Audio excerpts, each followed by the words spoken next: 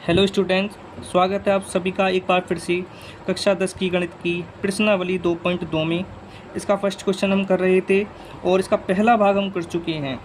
इसके बाद हम करने जा रहे हैं इस प्रश्न का सेकंड भाग। तो इस प्रश्न को हमने ये नोटबुक पर उतार लिया है। अब क्या करना है, इस बहुपद में जैसा प्रश्न में कहा गया है कि शून्य ज्ञात कर रहे हैं। शून्य ज्ञात करने के बाद शून्यकों और गुणांकों के बीच संबंध की सत्यता की जांच भी करनी है। तो चलिए पहले हम इसके शून्यक निकालते हैं। तो शून्यक निकालने का तरीका वही है जो मैंने आपको इसके फर्स्ट भाग में सिखाया था। तो चलिए करते हैं, बहुत ही ज़्यादा आसान है। सबसे पहले क्या करते हैं, इस लास्ट वाली संख्या की गुणा इस फर्स्ट वाली संख्या से करते हैं, अर्थात इस अचर संख्या की गुणा s के घात 2 के गुणांक से करते हैं। तो गुणा करते हैं 4 एकम 4। इस तरीके से आपके सामने ये 4 आ जाता है। अब क्या करना है, आपके सामने ये जो संख्या आई है इसके ऐसे गुणनखंड करने हैं 2 कि गुणा करें तो ये संख्या आ जाए। इसके 2 गुणनखंड करने हैं, यानी 2 संख्या लानी है और ऐसी लानी है यदि हम उनकी गुणा कर दें तो 4 आ जाए, और यदि हम उन दोनों को जोड़ दें या फिर घटा दें तो ये संख्या प्राप्त हो जाए। जो बहुपद में मध्य पद है इसमें जो s के साथ संख्या है ये s का गुणांक कहलाती है, ये प्राप्त हो जानी चाहिए। तो चलिए हम करते हैं। तो यहाँ पर 4 है, 4 एकम 4 कर लिया। अब इसके आपके गुणनखंड करने हैं। तो गुणनखंड करने के लिए हम इसे किससे काटेंगे, 2 से। 2 से ये कट सकता है, तो ये हो गया 2 दूनी 4। इस प्रकार से आप देखते हो कि आपके सामने 2 गुणनखंड आ चुके हैं। एक गुणनखंड ये है और एक गुणनखंड ये है। और आपको इन दोनों को एक बार गुणा करके देखनी है। गुणा करके देखोगे तो यहाँ पे 4 आ जाना चाहिए। तो आप गुणा करिए, 2 दूनी 4। इस तरीके से आप देखते हैं तो ये 4 आ गया। अब इसके बाद हमें ये चेक करना है कि 4 कैसे आए। अगर हम इन दोनों को जोड़ें या फिर घटाएं तो क्या आ जाना चाहिए, 4। तो सबसे पहले हम इन्हें घटा के देखते हैं। देखो 2 में से 2 घटेंगे तो क्या आएगा, 0। लेकिन 0 तो चाहिए ही नहीं, हमें चाहिए 4। तो क्या करोगे, 2 और 2 को जोड़ के देखो, 2 और 2 कितने हो जाते हैं, 4। तो इस प्रकार से अब हम 4 के स्थान पर क्या लिखेंगे, 2 + 2। ठीक है। तो हम नेक्स्ट लाइन लिखते हैं, 4 s की घात 2 माइनस, अभी मैंने बताया था 4 नहीं लिखना है, 4 के स्थान पर 2 + 2 लिखना है। तो पहले हम यहाँ पर s लिखेंगे, s के बाद यहाँ छोटा सा ब्रैकेट लगाएंगे। 4 के स्थान पर क्या आ जाएगा, 2 + 2, 2 + 2। इसके बाद जो संख्या है वो भी यहाँ पर आ जाएगी। ठीक है, समझ में आ गया होगा।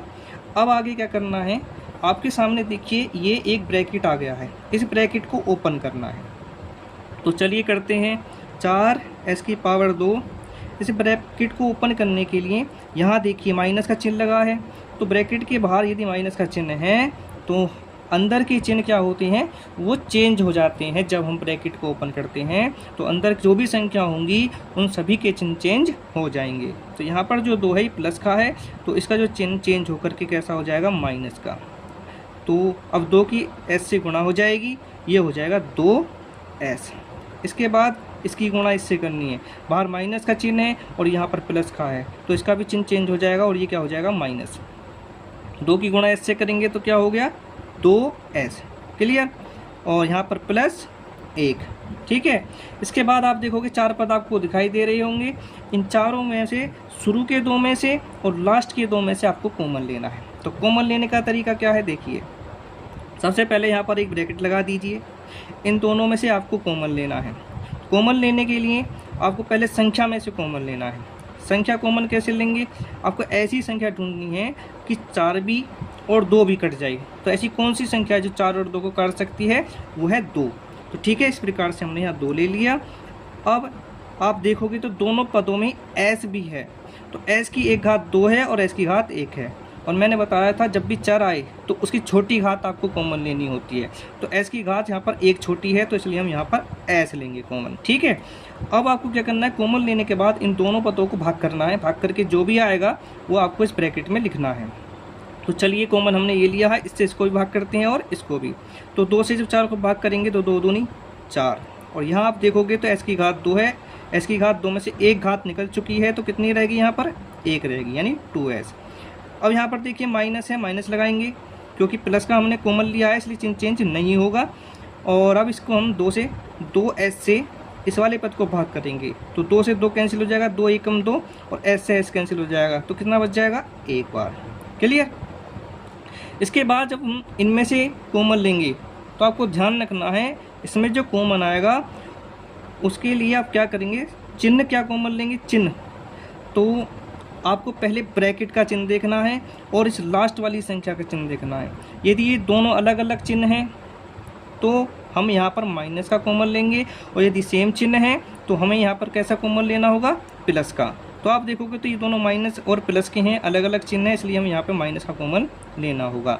इसके बाद इन दोनों में देखिए क्या चीज़ कॉमन है, देखो 1 से कट सकता है 1 और 2 से कट सकता है 2, यानी दोनों संख्याएं 1 से डिवाइड हो सकती हैं। तो यहाँ पर हम एक कॉमन लेंगे, एस वाला पद दोनों, एस हमारे दोनों पदों में है ही नहीं इसलिए एस को कॉमन नहीं लिया जा सकता। तो ब्रैकेट, अब देखिए हमारा जो कॉमन है वो -1 है। अब -1 से जब इसको भाग करेंगे तो इसका चिन्ह बदल जाएगा क्योंकि यहाँ पर माइनस का कॉमन लिया हुआ है, ये हो जाएगा प्लस का। 1 से इसे भाग करेंगे तो ये 2s हो जाएगा और इसको जब इससे भाग करेंगे तो इसका भी चिन्ह चेंज हो जाएगा क्योंकि माइनस का बाहर है और ये हो जाएगा 1 एकम 1। इस प्रकार से आपका ये इतना सोल्व हो चुका है। आगे देखिए यहाँ पर 2 पद प्राप्त हुए, एक ये और एक ये। इन दोनों में ये जो ब्रैकेट है बिल्कुल सेम है तो यहाँ से इन दोनों में से हम क्या कॉमन ले लेंगे, ये ब्रैकेट वाला हिस्सा, यानी तो ये हो जाएगा 2s - 1। ठीक है, इसमें से कॉमन ले लिया है तो अगले ब्रैकेट में क्या बचेगा, तो मैंने बताया था जब कॉमन लेते हैं तो इन दोनों पदों को भाग भी करते हैं। इस कॉमन से इस पद को भाग करेंगे तो इससे कैंसिल हो जाएगा और क्या रह जाएगा, 2s रह गया। अब इस वाले ब्रैकेट से ये जो कॉमन लिया है इस कॉमन से अगले पद को भी डिवाइड करना है, जब इससे इसको डिवाइड करेंगे तो ये कैंसिल हो जाएगा और क्या रह जाएगा, -1। इस प्रकार से ये गुणनखंड हो चुके हैं, लेकिन हमें निकालने हैं इसके शून्य। तो शून्य ज्ञात करने के लिए क्या करना है, इनको एक बार इसको और एक बार इसको 0 के बराबर रख लेना है। तो चलिए करते हैं। तो यहाँ लिखते हैं हम भाषा शून्य को के लिए क्या करोगे, एक बार इसे रख दोगे 0 के बराबर और एक बार इसको रख दोगे। अब आपको इसे करना है सोल्व, तो ये हो जाएगा 2s बराबर 0, ये इधर पक्षांतर हो जाएगा और कैसा हो जाएगा, प्लस का। तो 2s बराबर 0 में 1 जोड़ेंगे तो 1 आएगा और s बराबर 1, s के साथ 2 क्या कर रहा है, गुणा। तो जब सीधी तरफ जाएगा तो पक्षांतर होकर ये हो जाएगा भाग में। इस तरीके से ये इसका पहला शून्य का चुका है। अब निकालते हैं दूसरा, 2s बराबर ये इधर के प्लस का हो गया और 2s बराबर इसमें ये जोड़ेंगे तो 1 आएगा और s बराबर 1/2। इस तरीके से इस बहुपद का ये दूसरा शून्य आ चुका है। ठीक है, इसके बाद कहा गया है शून्यक और गुणांकों के बीच संबंध की सत्यता की जांच कीजिए। तो गुणांकों में और शून्यकों में एक संबंध होता है, उसे देखिए क्या है। तो यहाँ लिखते हैं सत्यता की जांच, सत्यता की जांच। ठीक है, तो पहले हम देखेंगे शून्यकों का जो योग होता है, शून्यकों का योग वो होता है -b/a। तो गुणांकों का ये वाला संबंध और शून्यकों का योग ये इसके बराबर होता है। ठीक है, तो अब यहाँ पर देखोगे तो अल्फ़ा और बीटा शून्यक हैं। यहाँ पर 2 शून्यक आए हैं, पहले वाले को आपको अल्फ़ा मान लेना है, दूसरे वाले को बीटा। ठीक है, ये इसका पहला शून्यक है और ये दूसरा है। तो चलिए अब क्या करते हैं, अल्फ़ा के स्थान पर अल्फ़ा का मान रख देते हैं, 1/2 आया है, प्लस बीटा के स्थान पर भी 1/2 रखा जाएगा क्योंकि बीटा का भी मान कितना है, 1/2 है, माइनस b। देखो b जो होता है गुणांक होता है और कहाँ पर होता है, इस बहुपद में होता है। b देखो होता है इस बहुपद में। जैसे अगर हम पहले वाले की बात करें तो पहला जो भाग है इसकी घात 2 है, इस पद में s की घात 2 का गुणांक जो होता है वो a कहलाता है और s वाला जो s का जो गुणांक होता है वो कहलाता है b और लास्ट वाली संख्या कहलाती है c। तो इस टाइप से पहला वाला तो a है और दूसरे नंबर पर जो है ये b है। तो b क्या है हमारा, -4। ठीक है, यहाँ पर देखिए -4 है तो b के स्थान पर हम क्या लिखेंगे, -4। और a की वैल्यू कितनी हो जाएगी, यहाँ देखिए 4 दी रखी है ना, s की घात 2 का गुणांक कहलाता है a, तो हम यहाँ पर लिखेंगे 4। ठीक है, तो अब इसे सोल्व करते हैं। यहाँ पर हर समान है तो ये जुड़ जाएंगे दोनों, 1 और 1 2 हो गए, ठीक है, बराबर।